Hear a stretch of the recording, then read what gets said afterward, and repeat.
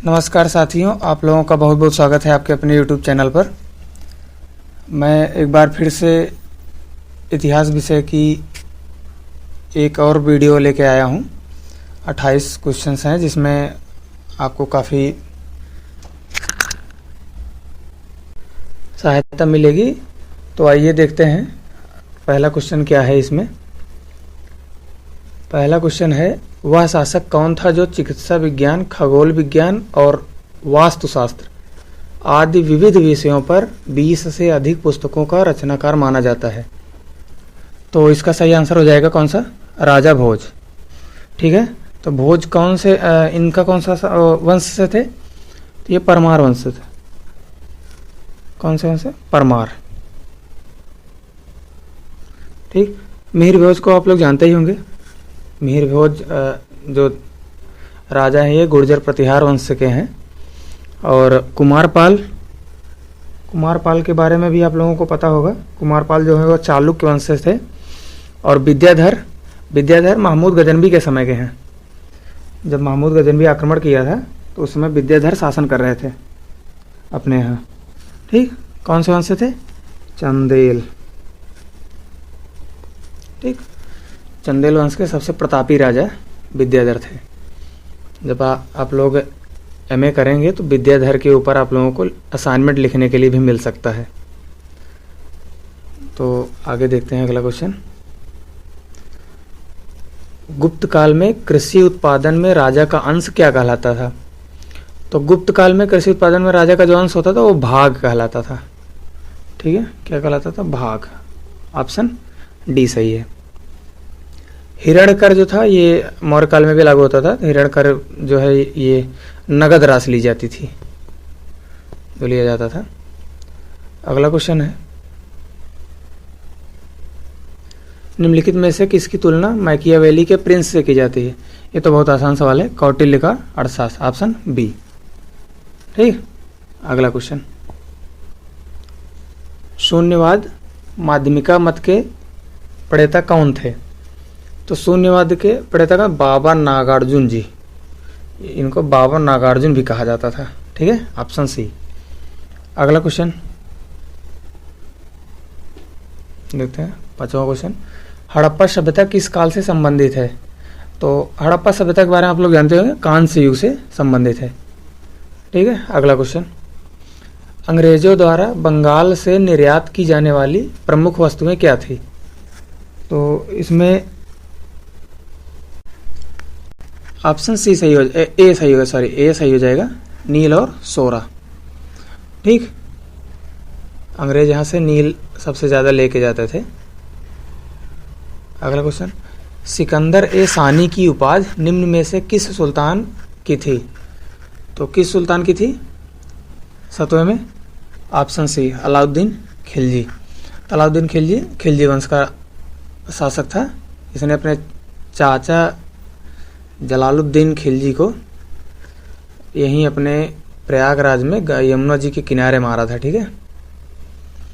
और इल्तुतमिश कौन से वंश से थे? गुलाम वंश से थे। तुगलक को आप लोग जानते हो कि आधा पागल राजा जिसको कहा जाता था, लेकिन काफ़ी विद्वान भी था ये।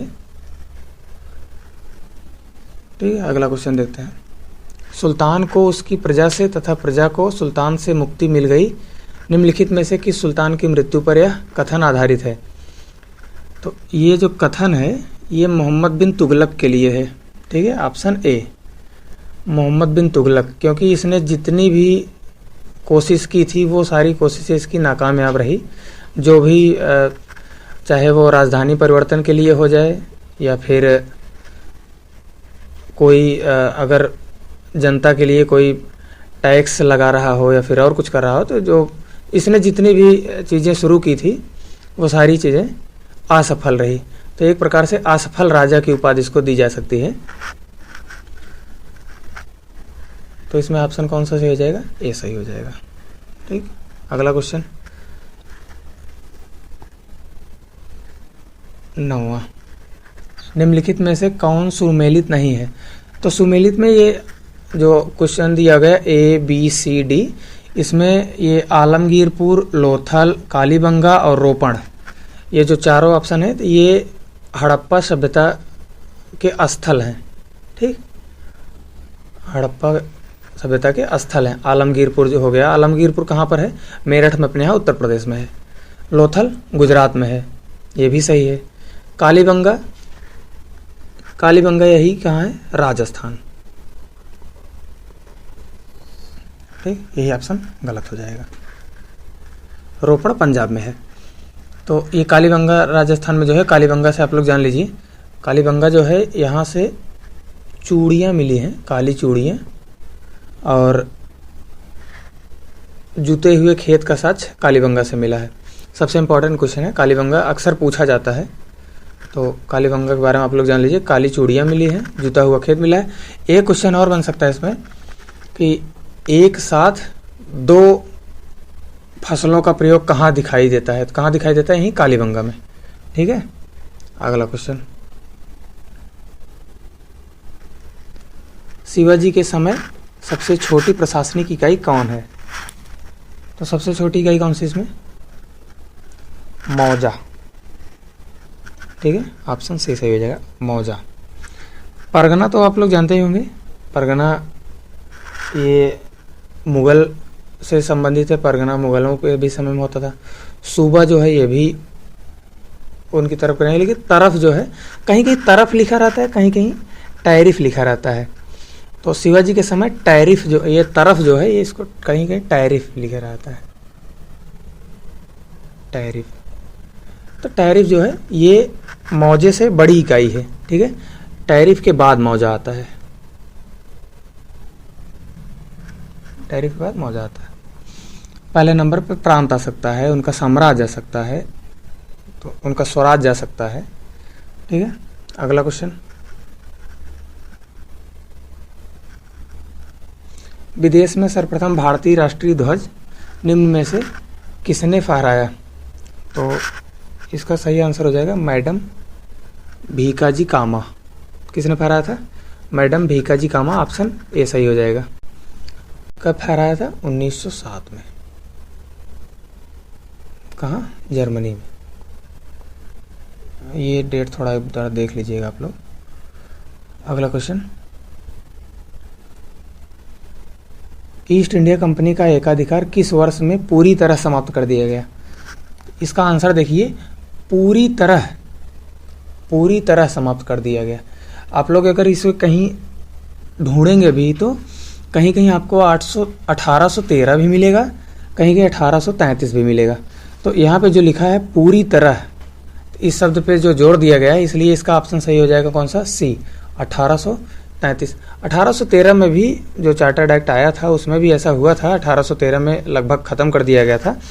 लेकिन चाय के व्यापार के लिए अभी एकाधिकार समाप्त नहीं होता। जो पूरी तरीके से ख़त्म हुआ था वो 1833, जहाँ तक मुझे जानकारी है 1833 इसका सही ऑप्शन हो जाएगा।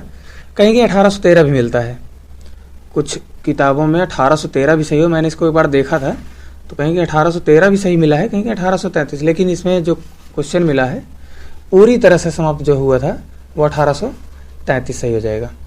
क्योंकि बिहार में एक बार क्वेश्चन पूछा था, इसी टाइप का क्वेश्चन था, तो उसमें जो आयोग सही किया था वो 1813 सही किया था।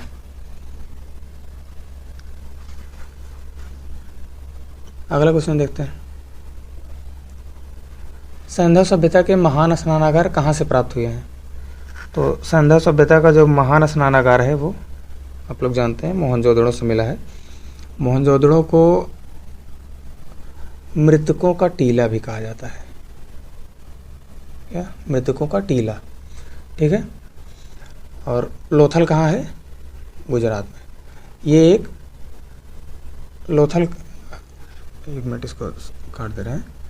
लोथल जो है, लोथल एक बंदरगाह है, हड़प्पा सभ्यता का बंदरगाह। कालीबंगा भी मैंने आप लोगों को बताया राजस्थान में है। अगला क्वेश्चन देखते हैं, चलिए अगले पे। अंग्रेजों ने रैयतवाड़ी बंदोबस्त कहाँ लागू किया था? तो अंग्रेजों ने रैयतवाड़ी बंदोबस्त कहाँ लागू किया था? इसका सही आंसर हो जाएगा मद्रास और प्रेसिडेंसी, मद्रास प्रेसिडेंसी और बम्बई प्रेसिडेंसी। इसमें एक चीज़ और आप लोगों को बता देते हैं, जो रैयतवाड़ी जो लागू हुआ था ये भू राजस्व व्यवस्था थी। मद्रास में 1820 में लागू हुई थी। कब? 1820। और एक चीज़ और इसमें आप लोग जान लें, मद्रास प्रेसिडेंसी जो है, सबसे पहले यहाँ पर रैयतवाड़ी व्यवस्था जो थी वो 1792 में 1792 में 1792 में बारामहल ज़िले में, जो मद्रास में है, बारामहल ज़िले में वहीं पर लागू किया गया था 1292 में ही। लेकिन पूरी तरीके से जो लागू किया था 1820 में मद्रास प्रेसिडेंट, पूरे मद्रास प्रेसिडेंसी और बम्बई प्रेसिडेंसी में, और कुछ असम में भी लागू हुआ था। तो इसका सही आंसर डी हो जाएगा। ये आप लोगों को मैंने बता दिया कि इसको भी जानते रहिए। 1792 में भी केवल एक जिला कह लीजिए या फिर गांव कह लीजिए, तो वहीं केवल एक जगह पे लागू हुआ था 1792 में। वो सिर्फ देखने के लिए कि ये कैसी व्यवस्था है, सही है कि नहीं है। ये कहीं कहीं आप लोगों को मिलेगा, इससे इसका ऑप्शन डी सही हो जाएगा। अगला देखते हैं, हक ए सर्व क्या है? तो हक ए सर्व जो है 15 नंबर, इसका ऑप्शन बी सही हो जाएगा, सिंचाई कर है। ठीक है, हक ए सर्व जो है सिंचाई कर है। कौन इसको शुरू किया था? फिरोज शाह तुगलक। फिरोज शाह तुगलक ने शुरू किया था। और इसी ने ही एक और इसमें है, इसी ने जजिया कर में ब्राह्मणों को भी शामिल किया था। जो जजिया कर होता था, जो गैर मुसलमान जो होते थे, जजिया कर हिंदुओं को देना पड़ता था। तो इसमें पहले ब्राह्मण जो थे, वो ब्राह्मण वर्ग के जो लोग थे, उन लोगों को नहीं देना पड़ता था। ब्राह्मणों को, सॉरी वर्ग नहीं कह सकते, ब्राह्मणों को जो नहीं देना पड़ता था। लेकिन इसने फिरोज शाह तुगलक जब आया तो इसने ब्राह्मणों को भी इसमें शामिल किया था। ठीक है, अगला क्वेश्चन देखते हैं, ताजमहल का शिल्पकार निम्न में से कौन था? तो ये भी काफ़ी, इसमें ये जो क्वेश्चन है इसको भी देख लीजिए। इसमें ये जो ईसा खां हैं और ये उस्ताद अहमद लाहौरी जो हैं, ये दोनों हैं। तो ये ऑप्शन इसका सही हो जाएगा ए। ये मेन शिल्पकार थे और ईसा जो थे ये असिस्टेंट थे इसके। क्या? असिस्टेंट थे। ठीक है, आप लोग ढूंढेंगे तो कहीं मिलेगा आप लोगों को, उस्ताद अहमद लाहौरी और ईसा दोनों हैं। ठीक, अगला क्वेश्चन कौन सा है देखते हैं, नेहरू समिति से है। तो नेहरू समिति की रिपोर्ट में निम्नलिखित में से क्या शामिल नहीं था? तो नेहरू समिति की रिपोर्ट में निम्नलिखित में से क्या शामिल नहीं था? इसमें देख लीजिए, इसमें क्या है, शामिल नहीं था लिखा हुआ है। तो इसमें मुझे थोड़ा डाउट है इस क्वेश्चन में, तो मैं आप लोगों को इसको कमेंट बॉक्स में आप लोगों को थोड़ा लिख के दे दूंगा। इसमें भारत के लिए संघीय ढांचे का प्रस्ताव, तो ये तो सही है। और मौलिक अधिकारों की भी घोषणा की गई थी, क्योंकि इसमें 21 वर्ष के महिलाओं पुरुषों और के लिए भी, निर्वाचन के लिए भी कुछ आइडिया दिया था। ठीक है, मैं इसको आप लोगों को कमेंट बॉक्स में दे दूंगा जो होगा।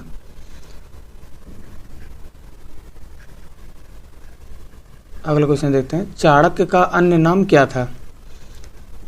चाणक्य का अन्य नाम क्या था इसमें? Vishnugupta, option B. पिछली कक्षा में मैंने आप लोगों को बताया हुआ था चाणक्य के अन्य नाम में। अगला क्वेश्चन, संयुक्त राज्य अमेरिका में गदर पार्टी के संस्थापक कौन थे? तो संयुक्त राज्य अमेरिका में गदर पार्टी के जो संस्थापक थे वो कौन थे? Sohan Singh Bhakna, option C. ठीक है, और कहीं कहीं लाला हरदयाल का भी नाम आता है, लेकिन पहले नंबर पे आप लोग प्रायोरिटी से देंगे सोहन सिंह भाकना को, दूसरे नंबर पे लाला हरदयाल को। ठीक है, गदर पार्टी की स्थापना कब हुई थी? 1913 में, 1913। ठीक है, अगला क्वेश्चन, निम्न में से महमूद गजनवी का दरबारी कवि कौन था? दरबारी कवि में सबसे पहला नाम आता है उतबी का, कहीं कहीं फिरदौसी भी मिलता है, तो ज़्यादा सही ऑप्शन उसका हो जाएगा उतबी। ठीक, अगला क्वेश्चन, 1939 में त्रिपुरी अधिवेशन में सुभाष चंद्र बोस निम्न में से किसे पराजित कर कांग्रेस के अध्यक्ष पद पर पुनः निर्वाचित हुए थे? ठीक है, 21 नंबर का हो जाएगा ए, डॉक्टर पट्टाभी सीतारमैया। ठीक। अगला क्वेश्चन, महात्मा गांधी ने अक्टूबर 1940 में व्यक्तिगत सत्याग्रह शुरू करने के लिए निम्नलिखित से किसे प्रथम सत्याग्रही के रूप में चुना? तो 1940 में जो व्यक्तिगत सत्याग्रह हुआ था, इसमें विनोबा भावे को चुना गया था। ठीक है। अगला क्वेश्चन, कांग्रेस की प्रथम महिला अध्यक्ष निम्न में से कौन थी? तो ये आप लोग जानते होंगे कौन थे, एनी बेसेंट थी। ठीक।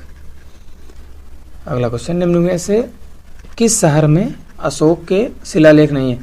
तो अशोक का जो शिलालेख वो पाटलिपुत्र में नहीं है, बाकी गिरनार का शिलालेख भी है, कंधार का भी शिलालेख है, और दिल्ली टोपरा, ये तोपरा नहीं, इसको दिल्ली टोपरा कहते हैं। एक मिनट, इसी दिल्ली टोपरा भी कहते हैं। ठीक। रोलेट एक्ट के विरुद्ध निम्न में से किसने सत्याग्रह सभा गठित की थी? तो इसमें कौन सा हो जाएगा? महात्मा गांधी। ठीक है, महात्मा गांधी ने गठित किया था। रोलेट एक्ट के बारे में इसमें 1919 में, ये इसको देख लीजिए, 1919 में जलियांवाला बाग हत्याकांड भी हुआ था। जलियांवाला बाग हत्याकांड जो है वो इम्पोर्टेंट है, आप लोग इसको ध्यान दीजिएगा, ये क्वेश्चन आ भी सकता है। महाराष्ट्र का निम्न में से वह कौन सा समाज सुधारक था जो लोकहितवादी के उपनाम से प्रसिद्ध हुआ? तो 26 का कौन सा हो जाएगा? गोपाल हर देशमुख। ठीक है। अगला, मुगल काल की पहली पूर्ण संगमरमर से निर्मित इमारत निम्न में से कौन सी है? तो कौन सी है इसमें? एतमादुद्दौला का मकबरा, ऑप्शन के हिसाब से। तो जो पहली पूर्ण संगमरमर की जो पहली इमारत बनी थी, वो बनी थी शेख सलीम चिश्ती की दरगाह, जो फतेहपुर सीकरी में है, 1571 में बनी थी। 1571 में बननी शुरू हुई थी, 78 में लगभग 80 में जाके पूर्ण हुई थी। कौन सी? शेख सलीम चिश्ती की दरगाह। ठीक है। और ये जो एतमादुद्दौला का जो मकबरा है वो 1622 में बना था। 1622 में बनना शुरू हुआ था और 28 में बनकर तैयार हुआ था। ये भी पूर्ण संगमरमर से बना हुआ है। और सबसे पहले अगर कहीं पूछ लेगा, अगर मान लो एतमादुद्दौला की जगह, दीवाने खास की जगह अगर ये होता शेख सलीम चिश्ती, तो इसमें ऑप्शन शेख सलीम चिश्ती सही होता, लेकिन इसमें एतमादुद्दौला का जो मकबरा है ये सही होगा। और तीसरे नंबर पे ताजमहल। ताजमहल जो है वो कब बना था? 1632 में। ठीक है, 1632 में बना था। अगला क्वेश्चन देखते हैं। सन 1698 में अंग्रेजों को बंगाल में 3 जगहों की जमींदारी 1200 रुपये के बदले मिली गई। निम्न जगहों में से कौन सी वह नहीं है? तो इसमें गोविंदपुर ये है, कलकत्ता ये भी है, सुतनटी इसमें लिखा हुआ है, कहीं कहीं सूतानती लिखा रहता है। तो इसे ज़्यादातर ये आप सूतानती आप लोगों को ज़्यादातर मिलेगा, इसमें प्रिंट का मिस्टेक है। तो ये तीनों इन्हीं तीनों जगह से मिला था। तो इसमें ऑप्शन कौन सा हुआ? डी, यही बचा, यही नहीं था। ठीक है।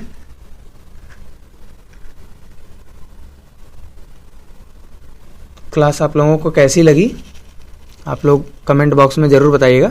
और एक क्वेश्चन जो मैंने छोड़ा है वो, क्योंकि मैंने भी आंसर देखा नहीं अभी, तो उसमें थोड़ा मुझे डाउट था, मैं भी आप लोगों की तरफ पढ़ने वाला हूँ, तो इसको मैं आप लोगों को कमेंट बॉक्स में कुछ ना कुछ ज़रूर आंसर दूंगा, जो भी होगा।